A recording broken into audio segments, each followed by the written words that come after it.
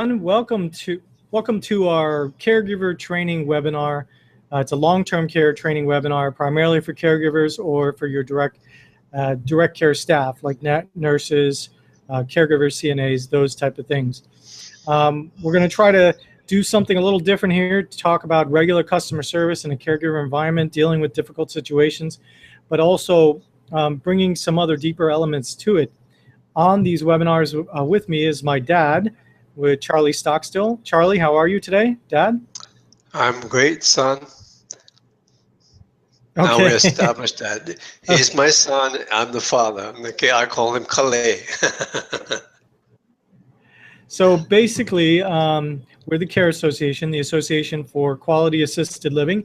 And what we're going to do is we're going to take a scenario that one of our members has emailed us, or we may have experienced in our facility, and try to learn from that experience and see how we could have handled that particular situation a little bit better.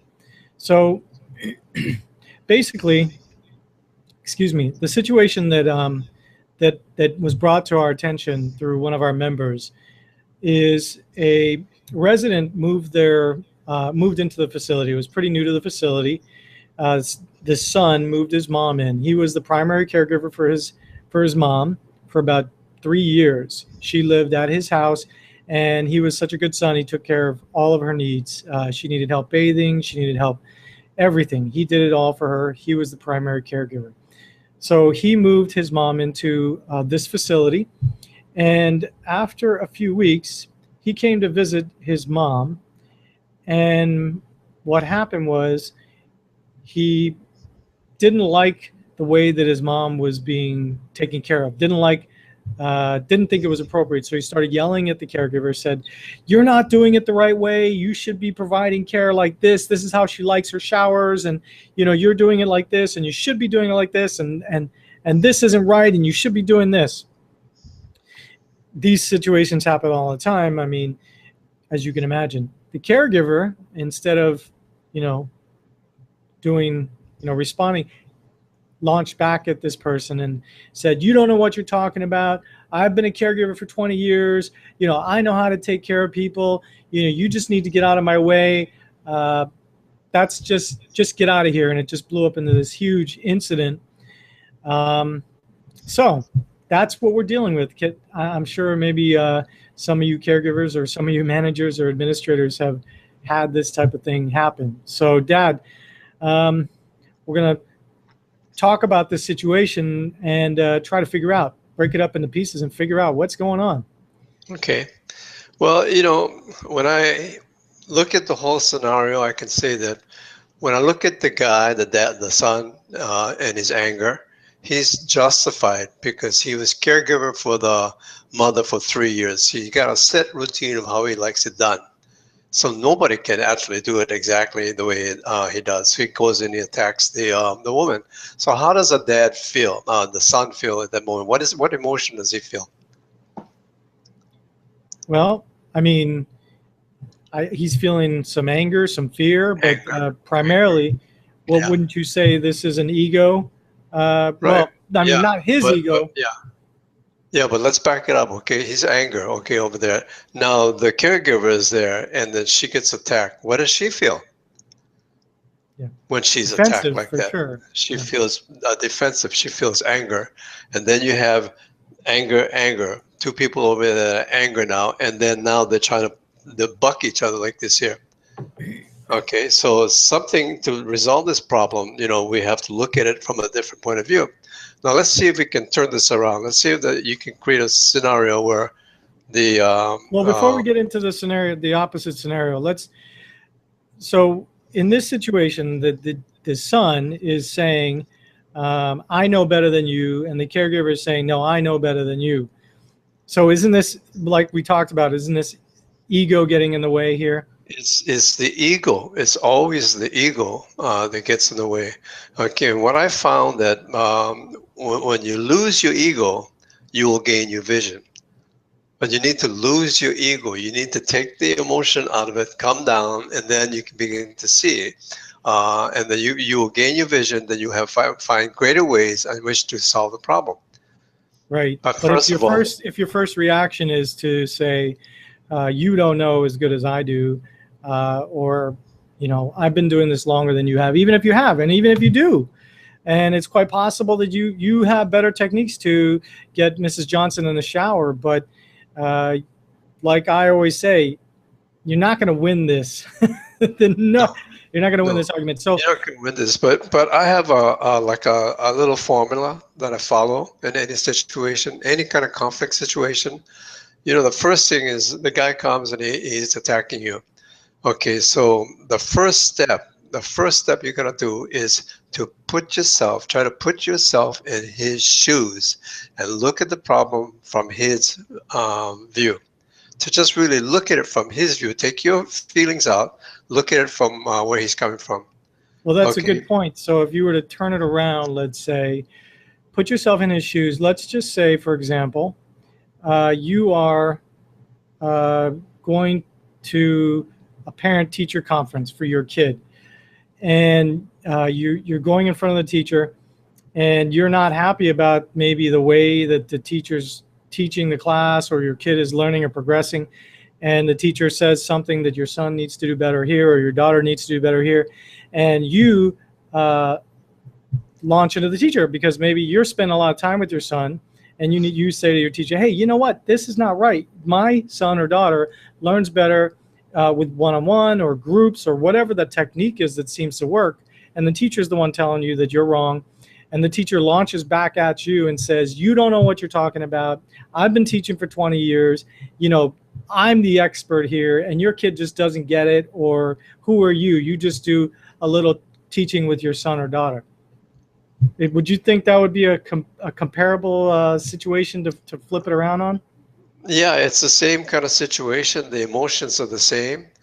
And the only way that the teacher can succeed is to first of all look at it from the person's shoes, stand in his shoes, look at what he's saying, okay, and then listen. I mean, not this kind of listen where you tapping your fingers listening, trying to think of what to say next, but really listen, because it's not so much that you're trying to think of what to do counter, but when you really listen, they can see that you're paying attention to what they're saying, and that automatically brings his anger level down because you're paying attention, you're listening, you're not being combative, right? And then the next step that I would do in the teacher situation is to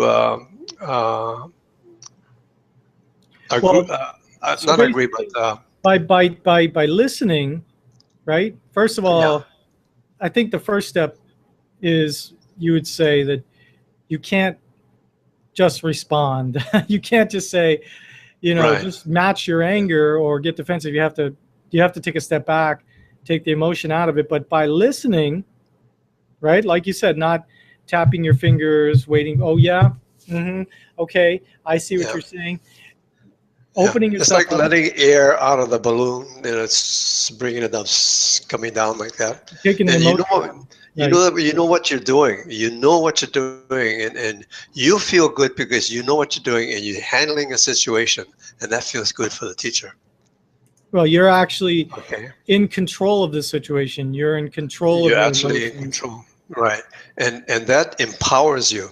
The next step is after you really listen and really he goes everything's out. Then now he's beginning to like you because of what you're doing. The next thing you do is accept what he's saying. Okay, accept what he's saying, but you're not agreeing. You don't agree, but you're accepting what he's saying. You're saying, well, I can see where you're coming from. I might feel the same way myself. Okay, but when you accept what he's saying, then all of a sudden you took the wind out of him. Okay, and now he's open. The teacher's situation. So the teacher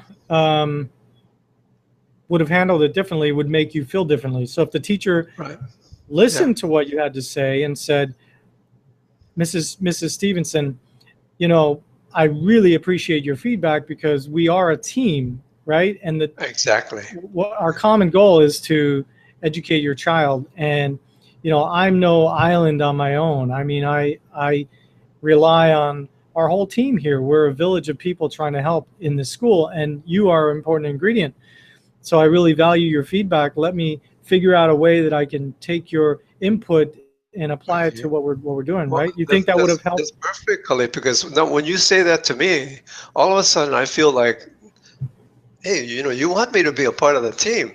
Okay, you want me to be a contributing part of the team, and now I like you.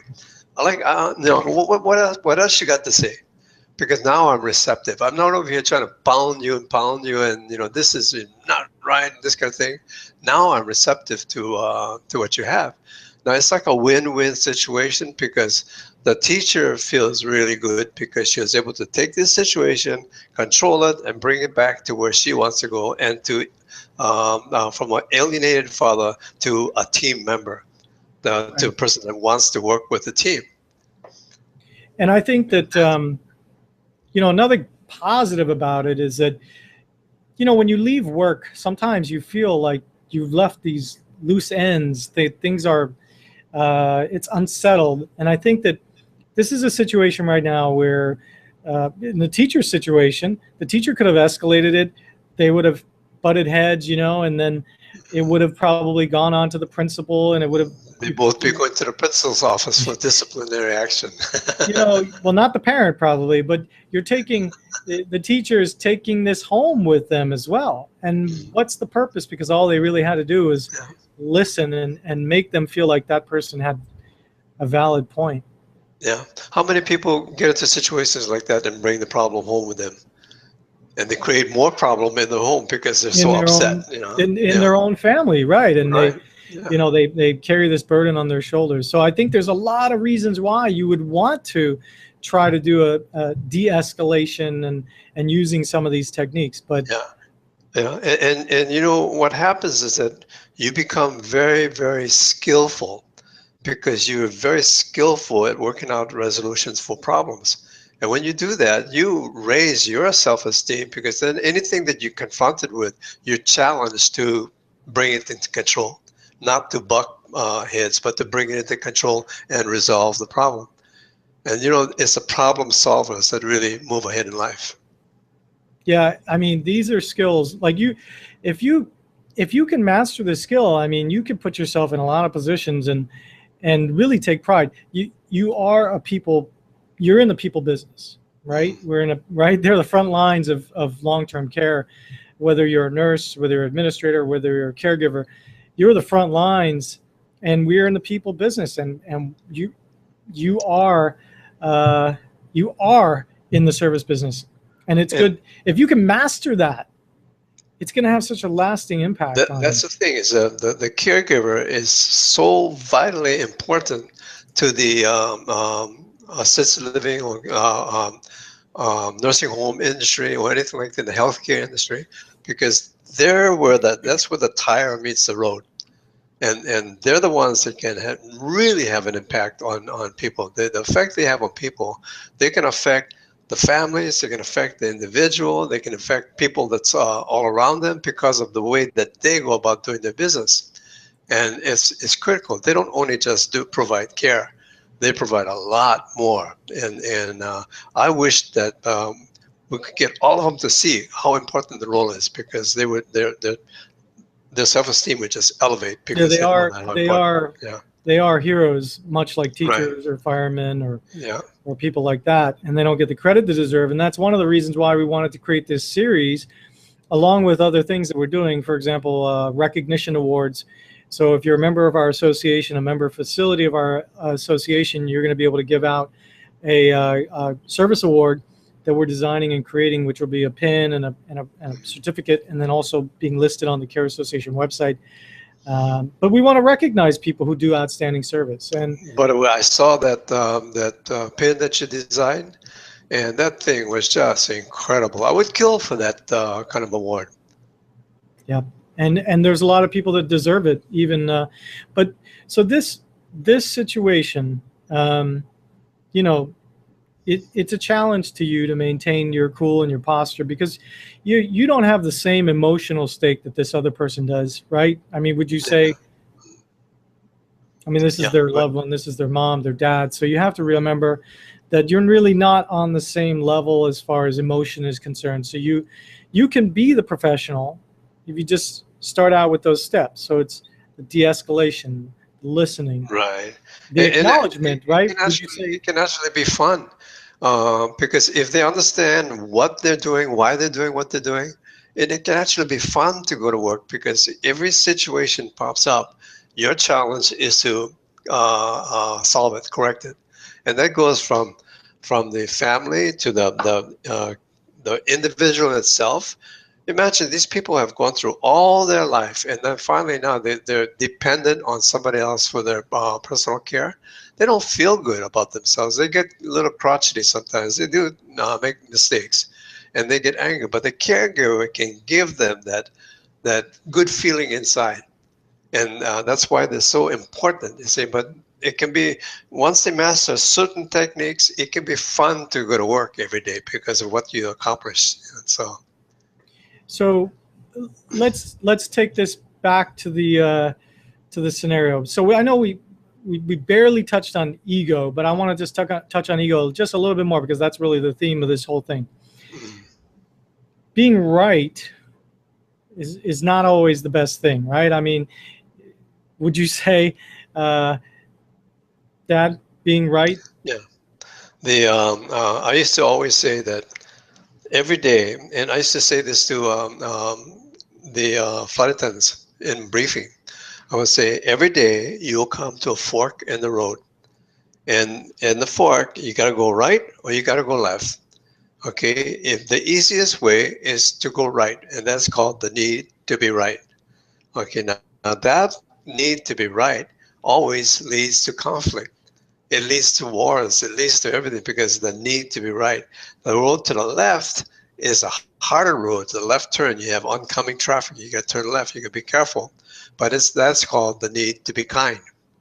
So when you get to this, you have it every day. The situation pops up when you go to work. Need to be right. Need to be kind. Need to be right. Need to be kind. And kindness always, always wins. Yeah, and it has they both will have an impact in your life. The need to, if you're always trying to be right in every situation, you know, you have your ego, you'll have a negative impact on your life. Yeah, let's take it personally to you. Okay, when you go home, who's always right? Yeah, the wife. And that's true. I'm never right when I go home, man. You know, I just shut my mouth. Yeah, but we're feeding their ego, though, so I don't know if that's always. But well, it's just a joke about the wives. If the wives ever saw this, we'd be in trouble. So. But it is easier if you just release that ego. If you could say, you know what, I don't need to be right this time. I don't need to always be, you know, the smartest one in the room, right? Yeah. You know, I had once I was reading an article, and it was the president of Ford Motor Company, and he was like the, I don't know, great grandson or something like that. And I don't even know if he's still president of Ford Motor Company, but this is what he said that kind of struck me. He said, when you lose your ego, when you understand humility, and you understand that nobody's better than you, you're not better than anybody. You know, people, just accept people. Don't try to be something you're not. Okay, you will understand humility. When you have humility, you will lose your ego. All of a sudden, you don't have any reason to be explaining or trying to be something that you're not. You accept people, you deal with people just on a person-to-person basis. Is that when you do that, you will gain your vision, and you will see greater ways that you can serve the community. Greater ways in which you can improve the situations in the world. And I was impressed. The guy was really a humble guy. Well, I do like that philosophy. So let's take it back to this particular situation and how maybe you would have resolved it. And you know, one thing I want to make clear is that I'm not perfect, and I have the same emotions that you all do, and so does my dad. But the one thing that we all can do is we all can improve, always, just by watching these type of webinars, by practicing these type of things. And I do, when I have these situations as an administrator of a facility, I have these things coming at me. Usually I'm the one dealing with the issues, like the problems that come up, and I have to, you know, disarm and listen and communicate. And it never really gets me anywhere to escalate the situation. No, but I've seen not perfect. I've seen you in many situations, and you're very, very good at it. You know, I would know there's nothing that I would add to improve the way that you deal with people. And you know what you're saying. You know, I know that other people can use that. You know, they can use it. They can learn for that. And I'm excited about what we're doing here because our experiences is going to help many people. And not only if you're a caregiver in anything, it'll help. Right. So let's just say this situation here, right? Guy comes in, I'm the caregiver. He yells at me, says I'm not doing this right, da da da da. There's a lot of emotion. My first reaction is going to be defensive. Either I'm a defensive, I want to back away, kind of flight, fight or flight instinct. Either I want to fight or want to flight. I want to run away and avoid it. But the best thing to do is just sit there, listen to it, take a deep breath, and buy yourself some time if you're not sure how to respond. But it's always best to say, okay, I hear what you're saying. And I think my dad mentioned this. He said, listen, repeat, right? You want to go through those steps, Dad, one time? Yeah. First of all, if you picture it like this, okay, here's a big balloon. Okay, he's coming all puffed up, all angry, right? Your objective is to slowly deflate that balloon. Okay, so how do you deflate that balloon? It's a challenge for you. So you can actually smile inside, thinking, okay, this is my challenge. Just first of all, he wants somebody to listen. I mean, really listen. Put yourself in his shoes. Now, if he was taking care of his mother for 3 years, he's bathing her, he's cleaning her, he's doing this and that, he's going to have certain ways of doing things. That's the way because he feels that's the only way because that's the way I've done it all this time. So if you can step in his shoes, then you begin to understand where he's coming from. But because you step in his shoes, all of a sudden he's thinking, this person is not bad, okay, because they're listening to me, okay, and then you listen even closer, but not the kind where your eyes are moving around or you're tapping your fingers because you're going to come back and say something smart. No, just really listen. And after you really listen, you can actually see the balloon shrinking more and more and more. You can actually measure that. And then to really do a good job, you say, now let me see if I got this right. Okay, you're upset because of this. Is that correct?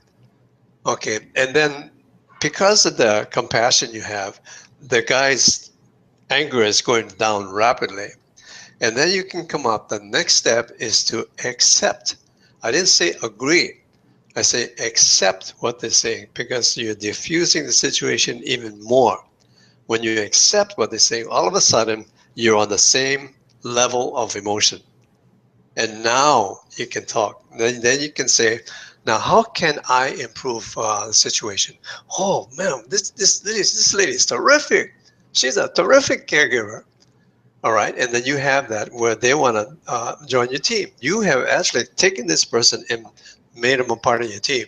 And that makes you as a caregiver very, very special, and it makes you feel good about what you've done because you've done an incredible thing that you've done with people.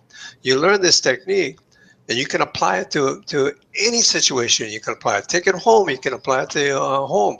Your kids, you can do it anything, but if you're aware of what you're doing, then you can do it.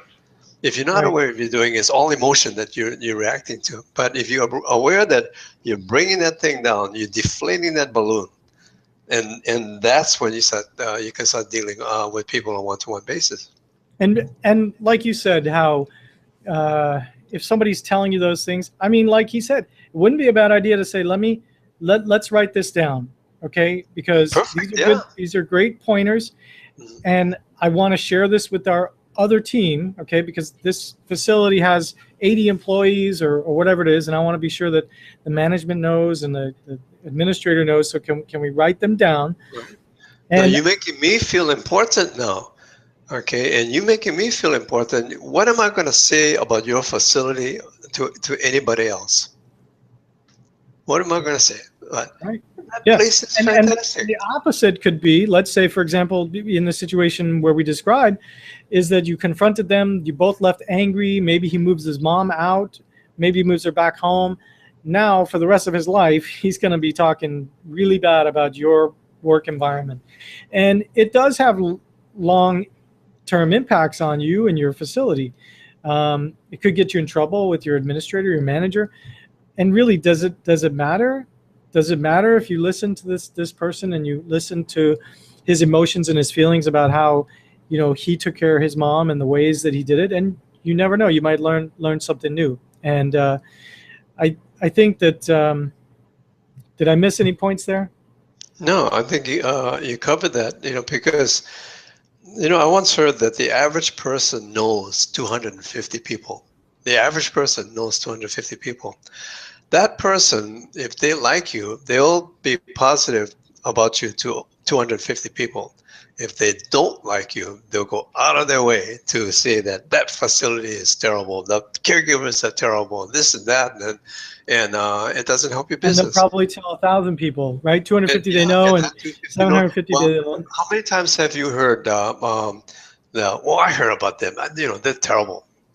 How many times have when I work with an airline, okay, anytime I say that, oh yeah, I work with United Airlines, what do you think people tell me? Oh, you have a wonderful airline. No, first thing they tell me is everything that's wrong.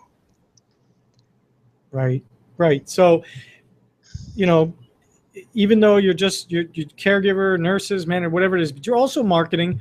Like I said, you're dealing with the public, so you are the face of the company, and you're the face of that experience. That experience is their mom moving into your facility, possibly for the rest of their life. And it's tough for this son to see his mom deteriorating, and he feels almost guilty that he can't take care of her. He wishes he could still continue to take care of her in his house. He has a lot of emotions about grieving and feeling like he's not a good son, and he wants to step in there. It's only He wants to do it understandable. himself, right? Wouldn't you say? Yeah, it's only understandable. He feels guilt because he put his mom into the place. They're not doing it the way he would do it, so he feels guilt, and all of these emotions are festering in these people. If you understand that, then you can deal with the problem a lot better. But when you win them over, they go from feeling bad to feeling great because they have their mom in someplace that they really like and care about.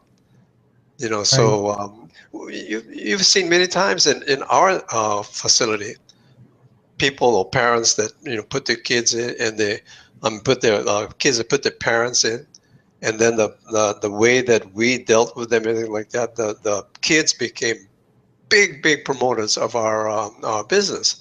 Because of what? Because of the way that we did the thing. Because of the quality of caregivers that we have in our place. We have the best caregivers I've ever seen in our place. I might be the owner and be prejudiced, but I don't mind being prejudiced because I really believe that we have excellent caregivers.